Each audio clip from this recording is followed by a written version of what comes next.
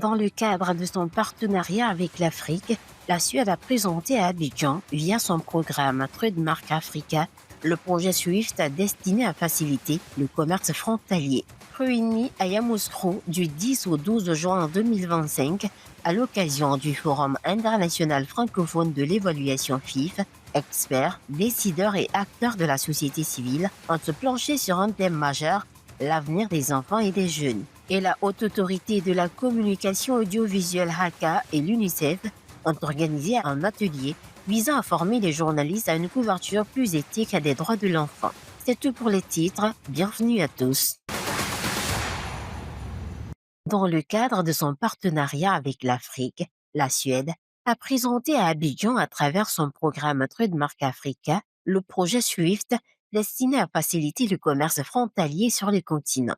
Grâce à ce projet, plus de 21 postes frontaliers ont été modernisés. On est très, très heureux de pouvoir lancer ce programme ce soir qui est financé par la Suède dont le montant de 14 millions de dollars. C'est un programme régional qui vise le couloir Abidjan-Lagos aussi bien que deux couloirs dans l'Afrique de l'Est. Le but de ce programme, c'est d'accroître les exportations euh, entre les régions, mais aussi intra-régionales. Le ministère ivoirien du Commerce a salué cette initiative qui pourrait accélérer les échanges régionaux. Cette initiative dénommée Facilitation des échanges sur le corridor Abidjan-Lagos, financée par la Suède, est un élément important pour la promotion de nos exportations. Donc, nous voulons véritablement aider tous nos exportateurs à développer notre commerce sous-régional. Le lancement officiel s'est matérialisé par une coupure de ruban en présence des responsables du projet et des autorités ivoiriennes. La ville de Yamoussoukro a accueilli du 10 au 12 juin 2025 le Forum international francophone de l'évaluation FIF. Cet événement a réuni décideurs, experts et acteurs de la société civile venus réfléchir sur la performance des politiques publiques. Un moment fort de cette édition a été le panel organisé par l'UNICEF en collaboration avec le ministère de l'économie, du plan et du développement, centré sur les droits et l'avenir des enfants et des jeunes. Une bonne opportunité de participer à ce forum sur l'évaluation et sur l'évaluation sensible aux droits des enfants, des ados et des jeunes. Et c'est important dans la mesure où ça ouvre l'esprit de tous les jeunes sur les éléments importants à prendre en compte quand on veut faire une évaluation qui respecte nos droits. Placée sous le thème « Investir dans le futur », la session a permis aux participants de réfléchir aux moyens d'intégrer les droits de l'enfant dans le processus d'évaluation. Si nous voulons accélérer et atteindre les résultats, il faut vraiment promouvoir des politiques et des programmes qui prennent en compte les enfants et qui identifient donc les solutions qui marchent, les types d'interventions qui sont efficaces, mais qui sont à la fois des types d'interventions qui sont efficients. Ce plaidoyer en faveur d'une gouvernance plus inclusive intervient dans un contexte où la Côte d'Ivoire vient d'adopter une loi sur l'évaluation des politiques publiques, marquant un tournant vers la redevabilité et de transparence.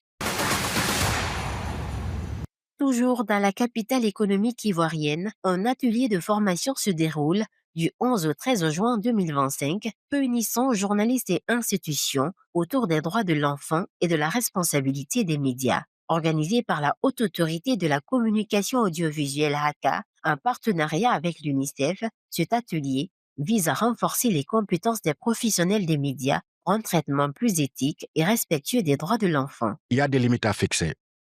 Il y a des violences probablement dont on doit prémunir l'enfant. Il y a des formes de discrimination qui doivent être à l'abri de la connaissance de l'enfant parce qu'on ne doit pas l'éduquer dans ce contexte-là. Il y a des formes de ségrégation, mais il y a également beaucoup d'antivaleurs aujourd'hui qui sont développées à travers les réseaux sociaux, à travers la désinformation. Il y a des vies qui sont brisées.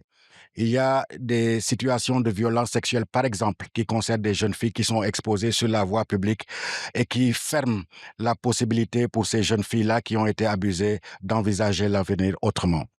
Donc, ces limites à fixer là, ce sont des choses que les journalistes invités, donc une vingtaine de représentants de la presse, vont discuter pendant ces 3 jours et se fixer une feuille de route. Les participants ont abordé plusieurs thématiques: couverture des violences, représentation médiatique des enfants et responsabilité sociale des journalistes. En tant que régulateur, il est de notre devoir de veiller à ce que les contenus accessibles aux enfants soient sûrs, appropriés et respectueux de leurs droits fondamentaux. Cette formation s'inscrit dans le prolongement de la Charte d'éthique des médias pour la promotion des droits de l'enfant signée en 2023, qui engage les acteurs du secteur à protéger l'image, la dignité et les droits des enfants dans l'espace médiatique. Le district autonome du Gordibois a lancé le 11 juin 2025 à Gagnois les activités de suivi et évaluation des projets inscrits au Programme national de développement PND 2021-2025. 56 projets ont été identifiés, 25 dans la région du Go et 31 dans l'Aude-du-Bois, portant sur des domaines tels que l'accès à l'eau, les routes et d'autres infrastructures de base. Alors donc, depuis l'année dernière, depuis l'année 2024, Monsieur le ministre gouverneur du district autonome du Côte d'Ivoire, Monsieur Louis-André Dacouré-Tablé, a mis en place un dispositif pour faire le suivi régulier des projets et programmes gouvernementaux qui sont implémentés sur tout le territoire du district autonome du Côte d'Ivoire. Alors aujourd'hui, en 2025, nous nous retrouvons pour faire le lancement donc, de l'activité de suivi et évaluation sur le territoire du district autonome du Côte d'Ivoire. À l'issue de cet atelier, le ministre-gouverneur Louis-André Dacory-Tablé entamera une visite de terrain pour évaluer l'avancement des projets. Un rapport d'exécution sera ensuite transmis au Premier ministre Robert Begré-Mombé. C'est la fin de cette édition d'information près de chez nous. Les infos continuent sur cette info et cetteinfo.ci.